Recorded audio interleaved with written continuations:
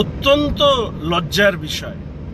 একদিকে মাননীয় মুখ্যমন্ত্রী তিনি রামকৃষ্ণ মিশন, ভারত সেবাশ্রম সংঘ, ইসকনদের মতন প্রতিষ্ঠানকে অপমান করবেন, বঙ্গীয় ইমামদেরকে দিয়ে তৃণমূল কংগ্রেসের ভোট ভিক্ষা করবেন, আর তৃণমূল কংগ্রেসের দুষ্কৃতীরা রামকৃষ্ণ মিশনের সন্ন্যাসীদের বন্দুক বা আগ্নেয়াস্ত্র দেখিয়ে তাদেরকে খুন করবার হুমকি দিবেন। এই জিনিস চলতে পারে না। পুলিশ তারা নাকি বলছে ডিসপুটেড ল্যান্ড। আরে ডিসপুটেড ল্যান্ড হলে তার জন্য আইনত ব্যবস্থা নেওয়ার জায়গা আছে। তৃণমূলের দুষ্কৃতীদের কোন অধিকার আছে যে রামকৃষ্ণ মিশনের আশ্রমের যারা সন্ন্যাসী তাদেরকে এইভাবে আগ্নেয়াস্ত্র দেখিয়ে রাত দুপুরে তুলে নিয়ে শহরের বিভিন্ন প্রান্তে ছেড়ে দেওয়া? এ জিনিস চলতে পারে না। এর শেষ আমরা দেখে ছাড়বো। এবং যদি মমতা ব্যানার্জি এবং তার পুলিশ ভেবে থাকে যে দুষ্কৃতীদেরকে দিয়ে হিন্দু সনাতনীদেরকে এইভাবে আক্রমণ করে তাদের সম্পত্তি লুট করছেন, তিনি মূর্খের স্বর্গে বাস করছেন। রাজ্য জুড়ে এর প্রতিবাদ হবে, সংগঠনগতভাবে এর প্রতিবাদ আমরা যেরকমভাবে সংগঠিত করব, নিশ্চিতভাবে রামকৃষ্ণ মিশনের যারা রয়েছেন তারা তাদের মতন তাদের প্রতিবাদ জানাবেন।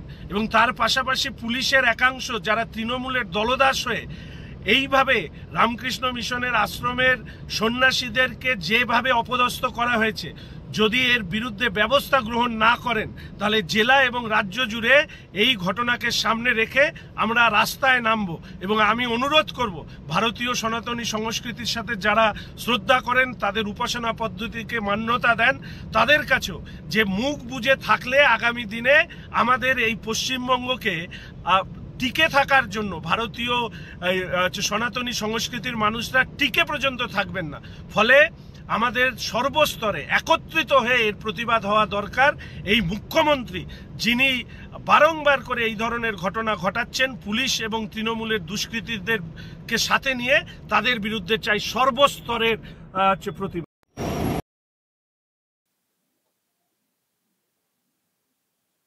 ব্যাস হয়ে গেল। মুখ্যমন্ত্রী রামকৃষ্ণ মিশন, ভারত সেবাশ্রম এইসব নিয়ে কথা বললেন, ব্যাস ওদিকে উৎসাহ বেড়ে গেল, রামকৃষ্ণ মিশনে হামলা হয়ে গেল। এটাই হওয়ার ছিল।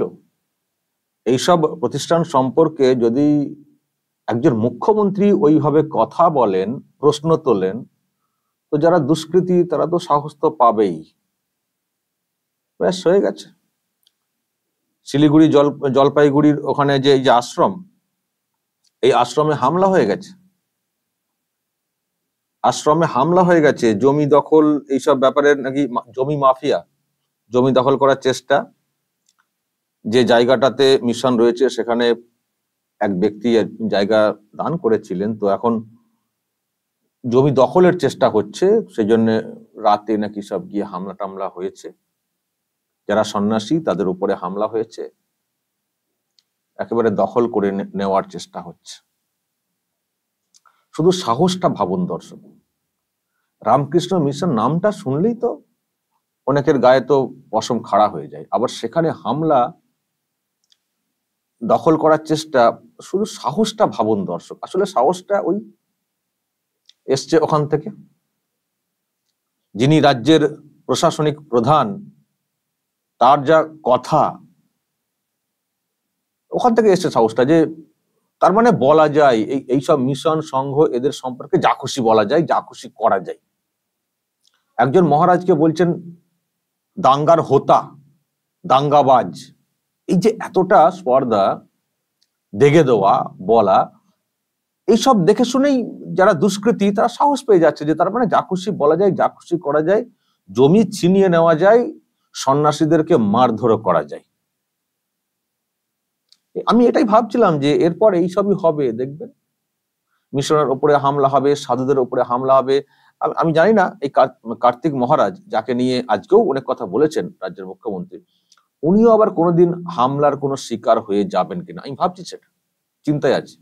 ওনার সিকিউরিটি খুব আঁটসাঁটা করতে হবে, কারণ এগুলো হচ্ছে উস্কে দেওয়া, লেলিয়ে দেওয়া, অন্য অংশের সঙ্গে অশান্তি বাঁধিয়ে দেওয়ার একটা চেষ্টা। অন্য উদ্দেশ্য আছে এইসবের পেছনে, আমি সেটা পরে আসছি। তো এই হচ্ছে শঙ্কর ঘোষ ওনারা প্রতিবাদ করছেন যে ঘটনা ঘটেছে।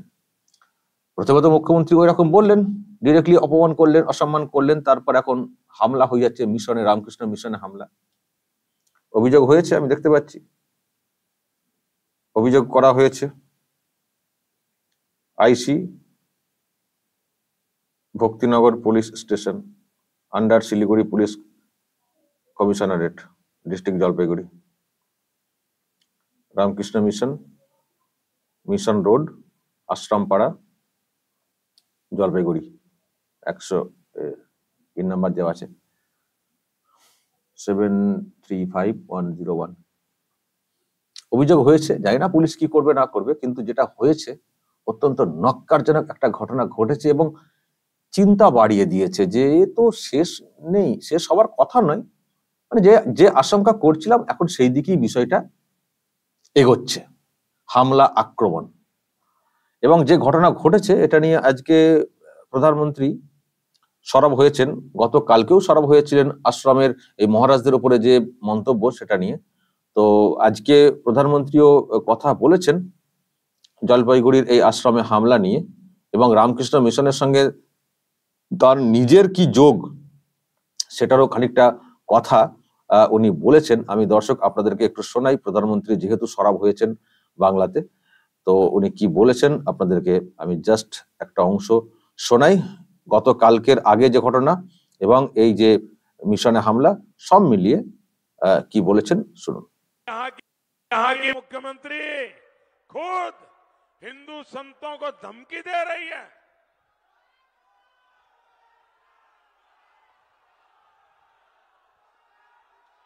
रामकृष्ण मिशन, इस्कॉन, भारत सेवाश्रम संघ, ये हमारे बंगाल की आध्यात्मिक पहचान है। यहां की सीएम मंच पर से इन महान संस्थाओं को धमका रही है और इस धमकी ने टीएमसी के गुंडों का हौसला भी बढ़ा दिया है। पता चला है कि जलपाईगुड़ी में रामकृष्ण मिशन के आश्रम में कल रात को तोड़फोड़ की गई है। आश्रम में काम करने वाले कर्मचारियों के साथ मारपीट की गई है, उनको धमकी दी गई है।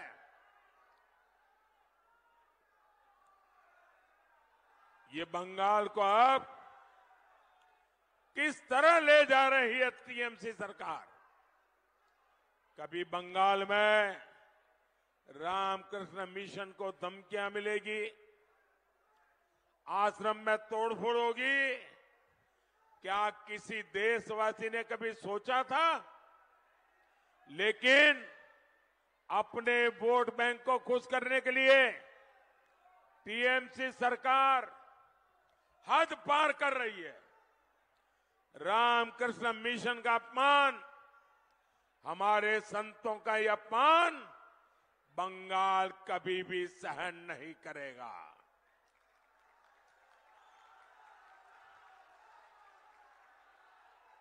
और पूरा देश जानता है मेरे जीवन को गढ़ने में रामकृष्ण मिशन का कितना बड़ा योगदान है, मेरा रामकृष्ण मिशन से कैसा निकट का नाता है।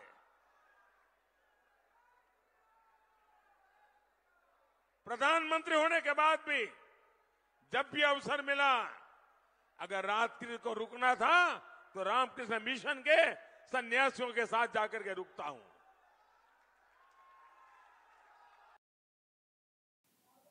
শুনলেন দর্শক, রামকৃষ্ণ মিশনের সঙ্গে ওনার কি যোগ সেটাও বললেন এবং যে ঘটনা ঘটেছে তারও তীব্র সমালোচনা করলেন। অবাক হচ্ছেন যে বাংলাতে কি চলছে। আমি আবার বলছি দর্শক, এখানেই শেষ হবে না, দেখবেন আরো অনেক কিছু ঘটনা ঘটবে এবং তার জেরে বড় অশান্তি ঘটে যেতে পারে। আর বড় অশান্তি ঘটলে যারা নিরীহ মানুষ তারা সব থেকে বেশি ক্ষতিগ্রস্ত হবেন। এখন প্রশ্ন হচ্ছে যে কেন এইসব করা হচ্ছে, কেন? প্রথম দিন বললেন মুখ্যমন্ত্রী মহারাজ সম্পর্কে সেটা নিয়ে একটা বিরাট সমালোচনা শুরু হলো, অনেকে নিন্দা করলেন, সব করলেন। আমরা ভেবেছিলাম যে উনি শুধরে নেবেন, ভুল বদল করবেন, বলবেন যে না এরকম বলতে চাইনি, ভুল ব্যাখ্যা হচ্ছে, আমি এরকম ভাবি না। আমরা এরকম ভেবেছিলাম যে এইরকম কিছু বলবেন।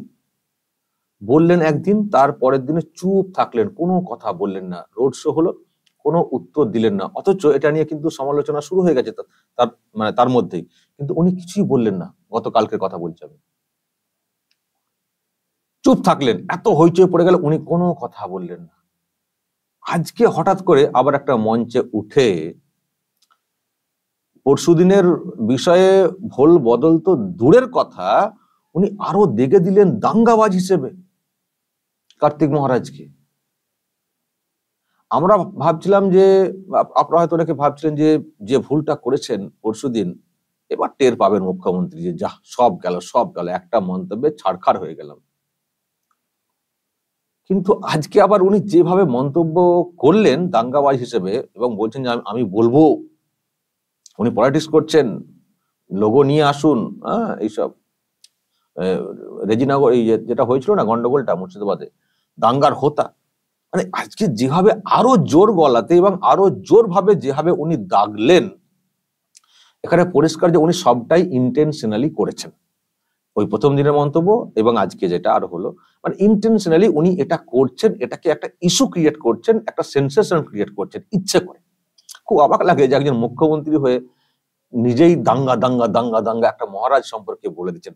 একজন মহারাজ সম্পর্কে দাঙ্গা কথাটা যদি যুক্ত করে দেওয়া হয়, তার যে কি ধরনের একটা ইম্প্যাক্ট হতে পারে, নেগেটিভ মানে ইম্প্যাক্ট বা একটা সমস্যা হতে পারে, এই বোধটুকু নেই।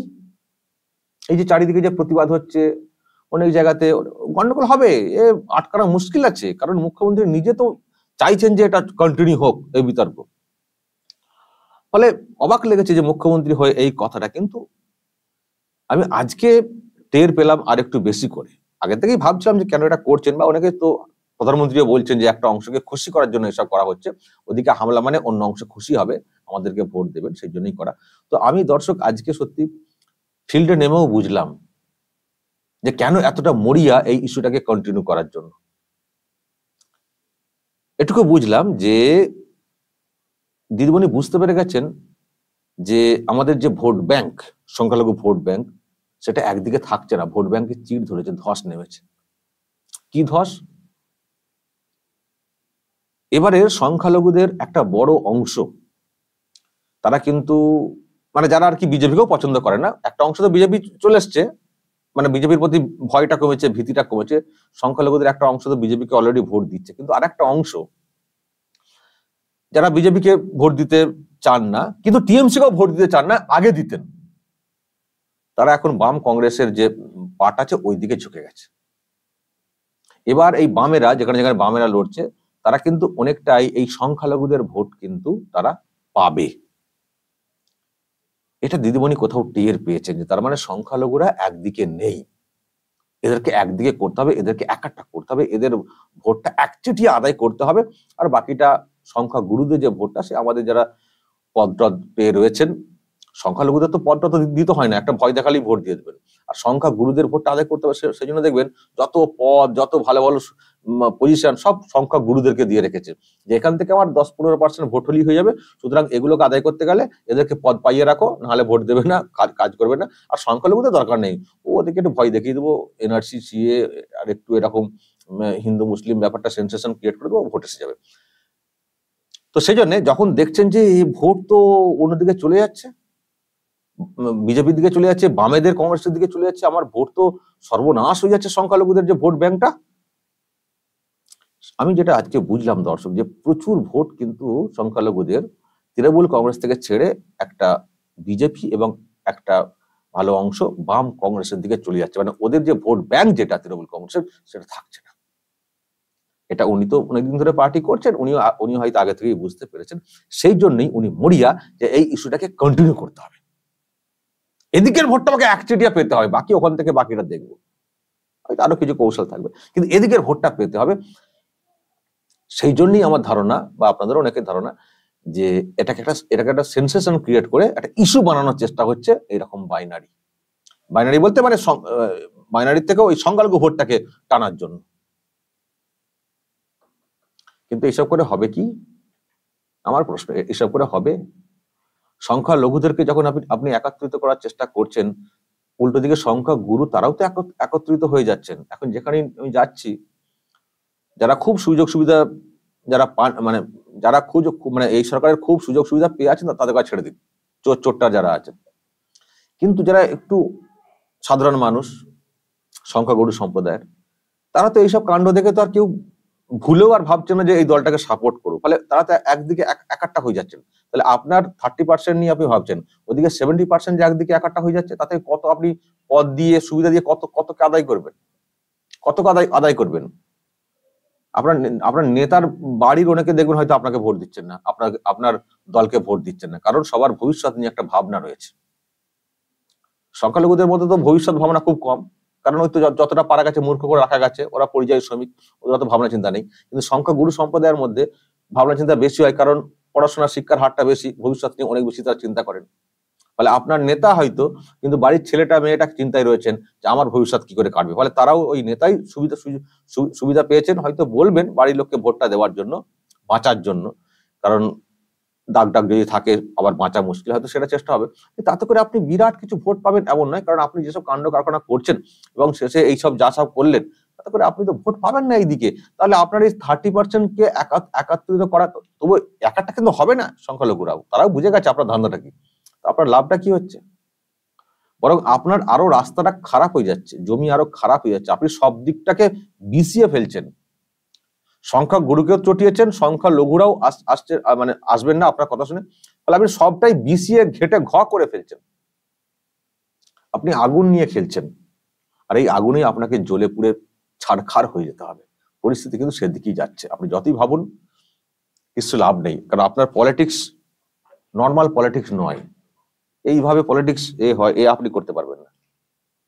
অনেক খেলেছেন একতরফা, একটা সময় ফাঁকা মাঠে, এখন আর সেটা হবে না। এখন মানুষ বুঝতে শিখে গেছেন। লক্ষ্মীর ভান্ডার দিয়ে আর শুধু কথায় বলছেন আমি অমককে এত একর জমি দিয়েছি, মিশনকে এই দিয়ে সেই দিয়েছি। আপনি কি বাড়ি থেকে দিয়েছেন নাকি? আপনার এত এরকম আমিত্ব দেখাচ্ছেন কেন? আমি করে দিচ্ছি, আমি করে দিচ্ছি, সব আমি করে দিচ্ছি। মানে যদি কোথাও কিছু করে থাকেন সরকারের পক্ষ থেকে করা, তো আপনার কাছে এর আগেও অনেক সরকার মিশনকে বিভিন্ন ক্ষেত্রে সাহায্য করেই থাকে। তো আমি করেছি, আপনি কি জন্য করেছেন? ভোটে থাকার জন্য, ভোট পাওয়ার জন্য করেছিলেন নাকি? মানে যেভাবে আপনি কথা বলে বলছেন, তার মানে এটুকু পরিষ্কার আপনি ভোট পাওয়ার জন্য করেছেন। তার মানে আপনার তো উদ্দেশ্য টোটালটাই হচ্ছে পলিটিক্সের। তা আপনি আবার অন্যদের পলিটিক্স নিয়ে কেন কথা বলছেন? আর আমি তো আগেই বলেছি, আজকে কোনো মহারাজ হয়তো কিছু কথা বলেছেন, কিন্তু আপনার কথা তো কোনো মিলাই পাচ্ছি না। যে তৃণমূল কংগ্রেসের এজেন্ট বসতে দেবো না, এরকম কার্তিক মহারাজ বলেছেন বলে আমি তো কোনো প্রমাণ পাচ্ছি না। বলছেন যে কেন ওনারা ডাইরেক্ট পলিটিক্স করবেন, ওনারা তো সাধু সন্ত, তাদের মতো থাকুন না। তাহলে ইমামদেরকে নিয়ে কেন আপনি এত ভোট প্রচার করেন? কেন ইমামদেরকে দিয়ে কেন আপনার দলের সমর্থনে ভোট নেওয়ার কথা বলেন কেন, বা বলান কেন? এই জন্য বলছি বলান, কারণ আপনার সব দেখিয়ে সেই জায়গা থেকে কথাটা জোর দিয়ে বলছি। তারা তো যখন বলেন আপনাদের সমর্থনে, তখন তো মানা করেন না যে না আপনাদের কাজ এটা নয়, আপনারা নামাজ পড়াবেন মসজিদে, আপনারা এর মধ্যে ঢুকবেন না, পলিটিক্স করা ভালো নয়। তখন তো আপনার এই কথাটা মানতাম, যেটা আপনি সাধু সন্তদের বিষয়ে কথাগুলো বলছেন। নিজের বেলায় সমর্থনের কথা বললেই খুশি, আর উল্টো দিকে কথা বললেই মুশকিল আছে। তাও আমি আবারও বলছি, আপনি যে দাগটা দেখেছেন, তৃণমূল কংগ্রেসের এজেন্ট বসতে দেবো না বলেছেন কার্তিক মহারাজ, আমি এখনো বিশ্বাস করি না। উনিও আপনার কথা নোটিশ পাঠিয়েছেন, মানহানি নোটিশ। আপনাকে প্রমাণ করতে হবে যে উনি কোথায় বলেছেন যে তৃণমূল কংগ্রেসের এজেন্ট বসতে দেবো না। তারপর আরো তো যাবে নোটিশ, দাঙ্গাবাজ বলেছেন, দেখবো কত সামাল দিতে পারেন আপনি। দর্শক কি বলবেন? আবারও তো শুনলেন রামকৃষ্ণ মিশনের উপরে হামলা। খুব সাবধান হয়ে থাকতে হবে, আর মানুষকে সিদ্ধান্ত নিতে হবে। খুব এখনো 2টো দফা বাকি আছে, সিদ্ধান্ত নিতে হবে যে আমরা কি আগামী দিনে দাঙ্গা দেখবো বাংলাতে? এই পরিস্থিতি কিন্তু আরো ভয়ানক হবে যদি এরা কন্টিনিউ করে, এটা পরিষ্কার। তো আমরা কি আগামী দিনে বাংলাতে দাঙ্গা দেখবো, দাঙ্গার পর দাঙ্গা দেখবো, না একটা সুষ্ঠু বাংলা দেখবো? যদি সুষ্ঠু বাংলা দেখতে হয় তাহলে কি করতে হবে সেটা বুঝতে পারছেন, কাকে রাখতে হবে, কাকে ছুঁড়ে ফেলে দিতে হবে। তো সেই মতো আপনাদেরও যে ক্ষমতা আছে গণতান্ত্রিক সিস্টেমে প্রয়োগ করার, করবেন, নাহলে সবাই মিলে জ্বলতে হবে, কিছু করার নেই। দর্শক বলবেন যা বলার, যা চলছে অবশ্যই কমেন্ট বক্সে নজর রাখবেন আরামবাগ টিভিতে।